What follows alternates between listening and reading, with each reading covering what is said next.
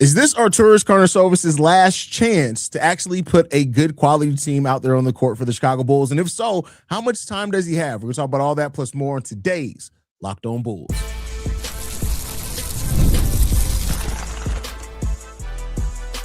You are Locked On Bulls, your daily Chicago Bulls podcast. Part of the Locked On Podcast Network, your team every day. Thank you for tuning in to Locked On Bulls, part of the Locked On Podcast Network, now the #1 podcast network in the world. I'm joined, as I am every single day, by Pat the designer, host and creator of the Windy City Breeze, and host of the Chicago Bears podcast over at ESPN 1000. I'm Haize, host and creator of Chicago Bulls Central and Chicago Bears Central YouTube pages and podcasts. And yes, that is 2 separate channels for the people who are a little bit slow. Nonetheless, Pat, talk about slow people, man. AK, the question that I wanted to have here today, and I felt like this was a good angle to take on this, right, is that AK had the initial team where he came in. He decided to make a change there. He brought in Nikola Vucevic, traded a lot of young players, traded some first-round picks, had a really good first offseason in getting Alex Caruso, DeMar DeRozan, Lonzo Ball in an offseason where I think people still forget we had no cap space that year. That's why they all had to be signing trades. And that set us on this path where we're like, hey, AK is really creative. He's cooking. Me, you used to say that he was Batman. He was prepared for everything. Oh, wow, how we were wrong about that. Lonzo goes down. It takes a couple of years to finally pivot from that. The Bulls finally pivot. They start on a reset last year with sending off DeMar and Zach LaVine, resetting around a younger roster there. Further do it this year. But let me ask you this, Pat, because typically when you look at presidents of basketball operations, GMs, they don't get 4 or 5 different versions of the roster unless they've had success. We've had 1 winning season under AK. Is this the last chance that AK has to retool and to build something to keep his job? And if so, like, what do you think the runway is for him to prove that? I personally say 2 years. I think that you have to, next season, I think AK has to be back at least competing for a play-in. We got to be back in the playoffs at least by the season after that. My personal opinion. How do you feel, Pat? If AK gets to the playoffs, AK will be here another 5 years. That's the bottom line. But how long does he have to get us back to the playoffs? Oh, listen, it's the Reinsdorfs. They'll give him all the time that he needs. I mean, we watched Kenny Williams not make the playoffs for just about his entire career as the White Sox GM, and nobody said a word about it. Yeah, but I do think Reinsdorf, people don't have it like, I know he likes this. Well, he loves the Sox, but I mean, when you look at it, like, every 10 years, we kind of have a new president of basketball operations. With 10 to 12-ish years is basically how that happened. Yeah, but I mean, the last time that it happened was just a promotion. It wasn't that they wanted to go out there and add in Gar Forman. It was the guy ahead of them got promoted, and so they were like, well, I guess we'll move you up and we'll add this guy in. Like, listen, the bottom line for me with all of this is if you're in a Reinsdorf front office, you're locked in. And the part that isn't talked about behind the scenes is if you keep your front offices together long enough, right, you get more perks. There are certain things that you are benefited from. Jerry had to give up when he changed things with the White Sox. He had to give up the best box at the summer meetings. What is it called? Like the whatever the rooms that they go into. Because he had the longest tenured front office in baseball, right? So it's things like that where it's like, I mean, basketball is a little bit different. You don't really give that up in basketball, but I get what you're saying. In basketball, you get perks for having long-term front offices, right? You get different things at the owners' meetings and different things like that. So there are certain things that just it's comfort for the Reinsdorf family. So I think that Artūras has a ton of time here. He can build this thing out, and if this team gets competitive, but it doesn't get to where he wants, guess what? He's going to be able to tear it down and rebuild it again. And the Bulls aren't going to be out of the play-in playoffs very long because it's dang near impossible to not make. You know how bad you got to be to not make the play-in? Because you're not really answering the question, Pat. How long so you think AK has unlimited time to get this right? Like it's you don't think there's any. Who do you think is firing? You don't think? I mean, you think Michael Reinsdorf gonna fire him? Michael Reinsdorf? Oh, I think Michael Reinsdorf is running the Chicago Bulls.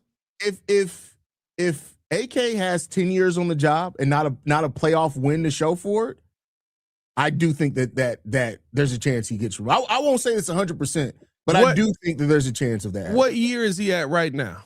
6. This is How many 6. playoff wins he got? That's why I said 10 years specifically. Bro, and we said that when it happened. Everybody gets a decade as a president of basketball operations with the Bulls. Decade at minimum. Listen, like I don't see it. I think that if you build competitive teams that bring the Chicago Bulls are still top 5 in attendance, and that's probably not going to change because of the business that you can get done in a Bulls We're game. never going to really drop out of top. You're never going to drop out of it. And one like the last 50 years. It's crazy. Listen, me and Haize went to a Bulls game, bro, and it was a game while the Bulls were still competitive and nobody's cheering. Because they're not all Bulls fans. Because they're not Bulls fans. They're businesses. They're not all Bulls fans. The bottom 100 level is businesses or people that's trying to flex that day. Like, it's very rare that you will see a Bulls fan. Hold on. Stop, Pat. Read the comment from Shay.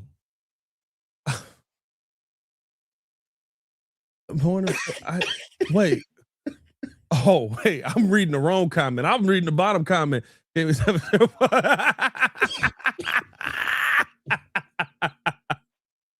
No, it's just that's a wild comment. That's a wild comment. I do think as long as Artūras Karnišovas continues to build competitive teams, he will have a job with this organization. I don't think that there is a limit on that, and I don't think it's difficult to be competitive in basketball right now. A play-in tournament, you can get in with 39 wins. Yeah, I mean, and I guess if the bar of competitive is just making the play and not necessarily making it out, then that's a very low bar to hit. And to your credit, right? Like, to your credit in the conversation, like, I think we also have to remember that Paxson wasn't technically fired. I mean, technically he's still on payroll. He was promoted. Paxson. Yeah, they basically said, okay, cool, we're going to pay you not to do much, but cool, we're bringing. Paxson had to go to ownership and say, hey, yo, you probably need to bring somebody else in here to do this because I don't really know how to do this anymore. And the Reinsers looked at him and said, okay, cool, you don't know how to do your job anymore? We'll promote you so you don't have to do that job and you can stay on payroll. Oh, and by the way, another thing that also that solidifies your point is that I think we all forget too is that despite what we all saw with Jim Boylan, people forget that Jerry Reinsdorf came to AK and was like, hey, we want you to really consider keeping on Jim Boylan. Bro. People forget that all the time. Like everybody Jim Boylan was the laughing stock of the NBA as far as head coaches. And the Reinsdorfs literally, you started off with a new front office, came to your new front office and said, yeah, that guy that's been bad, we want you to really consider keeping him on. What do you think? Because he's a good dude. First off, he's not a good dude either. He stabbed Fred Hoiberg in the back to get his job. Yep.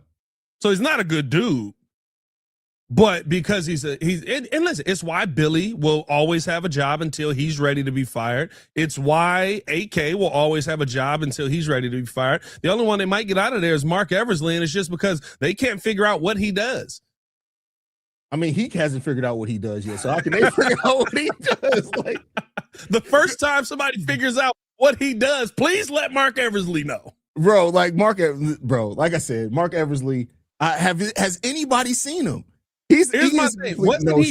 Wasn't he brought in because the belief was that he was really good with getting contracts done and really good with the money? Absolutely. Here's my issue with that. You're not spending nothing. You're not going out there. And the contracts you did get done are some of the dumbest contracts in the NBA. I mean, he did get some good. If he is the contract, if Mark Eversley's the guy that works the contracts out, Caruso was a good contract, Drummond was a good contract, Trey, Jalen, there are some good contracts in there. But at the same time, I'm still looking at it and saying, we could get somebody else to do contracts, right? But it's just who are you debating with on the Patrick Williams contract? Well, you just standing in a mirror. They all were good. I'm just saying that there were some good ones amongst the terrible ones as well. That's all I'm saying. Like, I feel like Mark Eversley was just standing in a mirror and he was like, "I'm gonna give you $60 million." No, you're gonna give me $70. Maybe it's only when he actually has to negotiate against somebody where he gets a good contract. If he comes in there, it's like, "I want to be here." It's like, "All right, bet we'll give you $75 million." What? Yeah, I mean, what? We know what he's on. I mean, the Muppet crew. Look at this motley crew. Just all of them together. Everyone. I might as well bring back the original Muppet. See, and no alterations needed. No AI on that one. No AI. That's just who Gar is, bro. But yeah, man, it's just I brought this conversation. I wanted to bring this conversation up though for this reason, Pat. Like, at some point, something has to give, and I guess what we're both saying, and to your credit here, what's basically being said is that the thing that's going to have to give is the Bulls are just gonna have to get lucky and eventually get somebody that helps them win. Because if we're waiting on the front office to change, it's probably not gonna happen. That's what happened with Gar. Or was that Gar? Oh, Gar. That was we hired Gar Pat. after. Yeah. Well, no. What happened with Pax? Well, Pax had a good solid draft, like the Kirk, the Dang draft, all that. Like I do feel that Paxson actually was a student under Krause, because people forget Krause was still the president when Paxson took over. I do feel that Pax actually learned something from Jerry Krause. Gar didn't learn nothing from Paxson, and AK is Artūras Karnišovas. We need speech teachers up there. Like, how is it possible that we are at 4 presidents and GMs in a row, and only one of them can speak? That's Paxson. Like, in front, just Paxson. Like, Paxson stopped talking. Gar talked for 2 years, and then he was like, "I'll take it back." All right, man, my bad. Let's go ahead and bring that back over here to me. I got it. And by the way, while AK's using Chat GPT to write his speeches out, that's still better than Mark Eversley. Mark. Hey, and one of them is a native English speaker. I was just about to say that. How are you terrible at English when that's your native language? It makes no sense. None. But with that said, we got to move on, man. We're going to talk about Rob Dillingham and ask the question, should Rob Dillingham be playing more minutes right after this? But before we get into that, we got to get into a message from one of our sponsors. That is Indeed Sponsored Jobs. Workplace chaos, deadlines stacking up, inbox overflowing, and the one position you have to fill still sitting open. When the pressure's on and you need the right hire, this is a job for Indeed Sponsored Jobs. Indeed Sponsored Jobs helps you reach the people who actually fit what you're looking for: skills, experience, and location. So you're not just hoping the right candidate stumbles across your post. And here's the stat that says it all. In the minute I've been talking to you, companies like yours made 27 hires on Indeed, according to Indeed data worldwide. So if you're hiring, spend less time searching and more time interviewing candidates that check all your boxes with Indeed Sponsored Jobs. Spend less time searching and more time actually interviewing candidates who check all your boxes. Less stress, less time, more results. When you need the right person to cut through the chaos, this is a job for Indeed Sponsored Jobs. And listeners of the show will get $75 sponsored job credit to help your job get the premium status it deserves at Indeed.com/podcast. Just go to Indeed.com/podcast right now and support our show by saying you heard about Indeed on this show. Indeed.com/podcast. Terms and conditions apply. If you need to hire, this is a job for Indeed Sponsored Jobs. More Locked On Bulls coming up next. All right, we're about to talk about Rob Dillingham, but I do want to remind you guys as well to go and sign up for the Everydayer Club. All you got to go is go to lockedonbulls.supercast.com to sign up for the Everydayer Club, where you get exclusive access to the Locked On Discord and an ad-free version of the show. Pat, Rob Dillingham, 5 minutes in the last game. There's been this talk in Bulls community about, should Rob Dillingham be playing more just because he's this young player that has more of a future? The case that's been made by a lot of Bulls fans that think this is, we know who Colin Sexton is. We know what Anthony Simons is. We know who these players are. We're trying to figure out what we have in Rob Dillingham, and I get that. My thought process, though, is, and I've said this about Dalen, I've said this about Julian, is that I always question what is not being done in practice to earn. Like, you don't get game time just to prove something. You prove something in practice, then you get game time reps. At least that's my opinion on it. So it just leads me to question, like, what is Rob Dillingham not showing them to where they feel like we don't need to play this guy at all? Because to me, if they look at this guy and say he has no NBA future, I wouldn't want to play him game time reps. What's your opinion on it, Pat? In the last 10 games, Rob Dillingham only hasn't played more than 10 minutes twice. He's playing. He played 23 minutes versus the Trailblazers. He was 2 for 7. He played 23 minutes versus the Hornets. He was 2 for 9. He played 24 minutes versus the Knicks. He was 2 for 7. Like, how much time y'all want him to have? 48 minutes? I don't get the argument. Like, people are talking, oh, Rob Dillingham, why is he not playing? He didn't play versus the Bucks after having 3 games in a row where he got a ton of minutes that he sucked. Practice and all of that is true. Like, there's so much of basketball that is done behind the scenes and people don't realize. And so, like, when they blame certain stuff on what happens in game, there's a difference. But, like, you can't look at the last 10 games and say Rob Dillingham hasn't had opportunity. At what point does he have to show you something? Muggs holding on to this one Celtic game. Yeah. He's got, like look, I love Javon Carter. or not Javon Carter, Javonte Green went to the wrong one. Yeah. But if I'm giving Javonte Green 30 minutes in a game, time after time, and the production fell off, I wouldn't be saying give Javonte Green 30 minutes in a game. I went to him because he knew what his role was and he did it well. What does Rob Dillingham do well? I agree. He's getting minutes. Yeah, the thing is, I don't disagree. And this is why I often have to take a counterpoint that I don't necessarily agree with for this podcast because we agree so much. But I 100% agree with you. Like the people that are like, just give him minutes and let him. Like, no. Like, what are you seeing in the, like you said, outside of holding on to that one game? What are you seeing from him? I would say the one thing I'm seeing from him is passing. But I don't need to play a player 25 minutes because I think that they're a better passer than I expected to. He can't get a shot off. The height is a big thing for him. There's a whole article this weekend, Pat, about Yuki Karamora. The one thing that's holding him back is his height. And I agree with that, right? I think when you look at Yuki Karamora, if Yuki was 6'3", he'd be a starting point guard on probably 16 out of the 30 NBA roster. If Yuki was 6'1", he would be Trey Jones probably.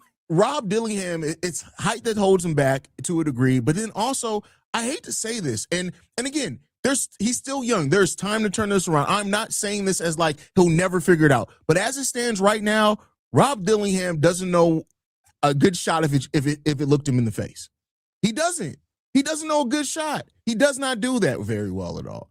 And as much speed as he has, I've seen him have 2 games maybe where I'm like, all right, this kid got enough speed where he's just getting by guys. He just isn't finishing at the rim. He don't need to learn that. But even all the speed in the world that he has, it's not functional speed. He's not using it correctly. Yeah.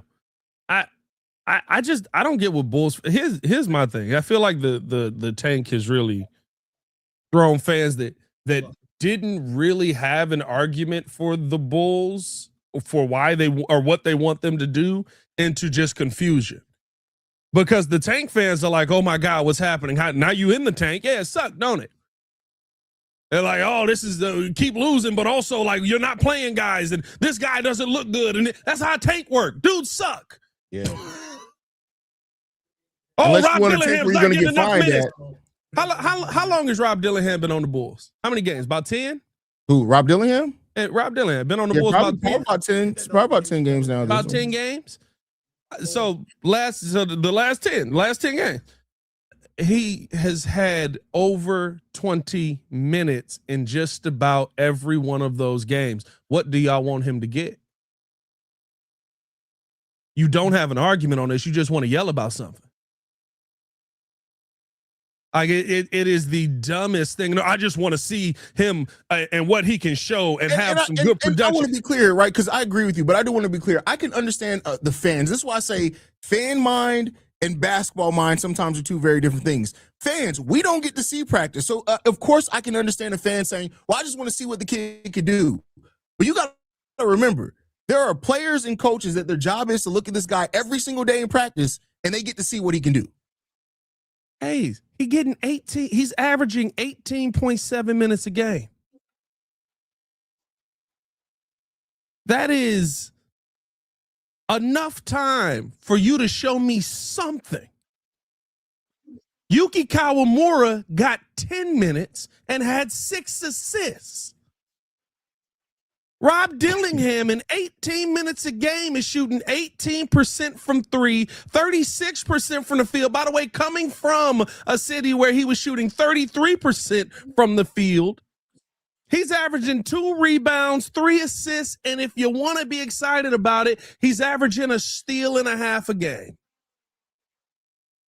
He might not be good. Don't forget. Like, I think 4 of those steals came in one game, by the way. Just that's the FYI on that one. Didn't he have a game with 3 or 4 steals in one game? He got a lot of games with steals. I give him that. He got 1 versus the Nuggets, 2 versus the Nets, 3 versus the Celtics, 1 versus the Pistons, 2 versus the Knicks, 3 versus the Blazers. He got 1 last night versus the Bucks in 5 minutes. Like, he plays the passing lane as well. But if you average a steal and a half and your turnovers are a steal and a half with 3 assists, that ain't good enough. Yeah. I'm sorry to be the bearer of bad news. He might just suck. Or it might just not be as going to happen here. But don't give me the Bulls ain't giving him opportunity. 18.7 minutes is a lot of freaking opportunity. Do something with it. And for the people that say things like, well, we're tanking anyway, we just might as well play. My mindset in this is always, to me, but you can't hurt the guys that actually could have a future on this team by playing guys that don't have a future. If the Bulls don't believe in Rob Dillingham's future, guess what? Putting him out there with Modest is actually going to hurt Modest. I would rather see Modest play with Trey Jones, a guy that we know who he is, but we do know that he can help Modest Buzelis develop, right? Yeah. A guy that Leonard Miller, I'd rather see Leonard Miller right now. A guy that, again, playing with a guy like Trey or even Colin Sexton, playing with veterans, we can act, because guess what? When we do get to the place of winning, Modest and Trey and all these guys and Josh Giddey, they're going to be playing with more guys like Colin Sexton and Anthony Simons than guys like Rob Dillingham. And here's the truth of the matter. And maybe this is the part of it, because I do see it on Twitter like you do. And I know we got to get to the ad break. These are the Rob Dillingham stands that came over from the Timberwolves. They got to be. Oh, no, bro. There's some people that I know have been because there's no way for years. But see, this my thing. There's no way you're looking at there's no way you're watching Bulls basketball, which may be the case as well. You're right. You're not seeing Rob Dillingham on the floor. He's out there. And every time he's out there, I'm like, dang, this brother's small. Hey, man, we got to keep this thing moving along, man. And Rob, the truthers in these mugs, man, be pissing. Bro, they're worse than the Chris Duarte truthers, bro. At least Chris Duarte had a playoff run to show you something. At least Chris Duarte had a really good rookie year when he was on the all rookie team. Like, we got to get into this final topic with a little update on Noa Essengue. Oh, I'm excited about that, man. We'll see.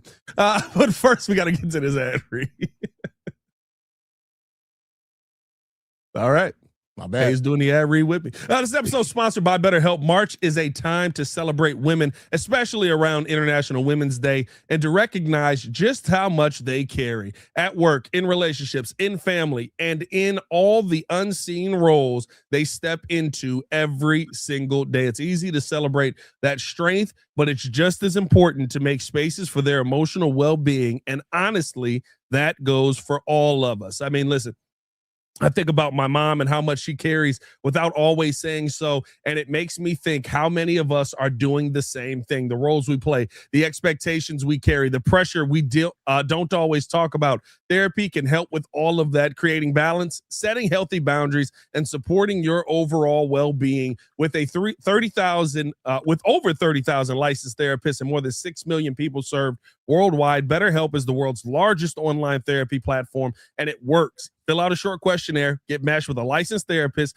and if it's not the right fit, switch at any time. Your emotional well-being matters. Find support and feel lighter in therapy. Sign up and get 10% off at BetterHelp.com/LockedOnNBA. That's BetterHelp, HELP.com/LockedOnNBA. We also got to tell you guys all about FanDuel. That's right. After you get that therapy, go out there and spend some money. College basketball is nonstop. Big games, tight spreads, momentum swings every single night, from early tip-offs to late-night West Coast shootouts. There's always action on the board. And now FanDuel is giving you a way to turn that energy into an even bigger payout with a college basketball parlay profit boost. You can build any college hoops parlay you want, rivalry game, ranked matchups, whatever fits your read.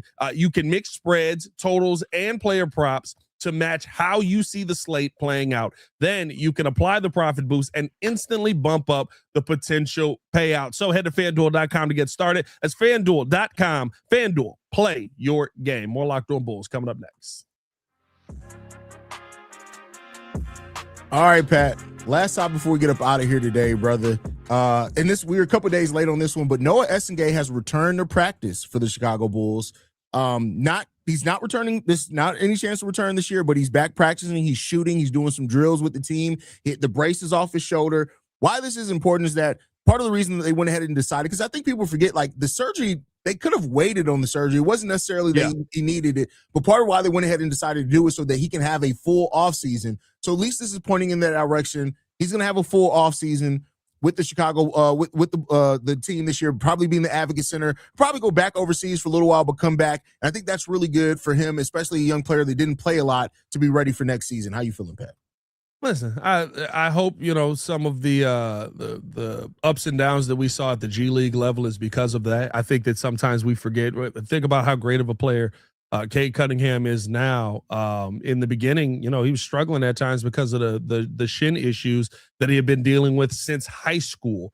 They finally corrected that and he came back, and now it looks like he could be an MVP candidate, right? Like, it is things like that are minor things that sometimes can throw off your game. When you talk about a shoulder injury, I mean, basketball is a lot of shoulder movement, a lot of shoulder work. So if I'm shooting and at times that shot hurts because I'm shooting a certain way, you're going to end up changing your form because you're trying to avoid the pain. So hopefully that's something that helps Noa Essengue, helps him improve, helps him get better and more consistent, because he showed some really good flashes at the G League level, I thought. And, your hope is that he's going to be able to develop this offseason and carry that over into the regular season so that he can make an impact on the real team here. I mean, if you get to a point where you can find a way to get 10 points, 10 rebounds out of this guy, I think he's going to be a solid piece for you. But you got a long way to go for that. He is literally, I don't even know if you can call him a ball of clay right now, bro. Like, he's whatever the step before clay is. Like, that's how raw of a talent he is. He's very raw, very raw. But I do think like the defense is there. Like, I think the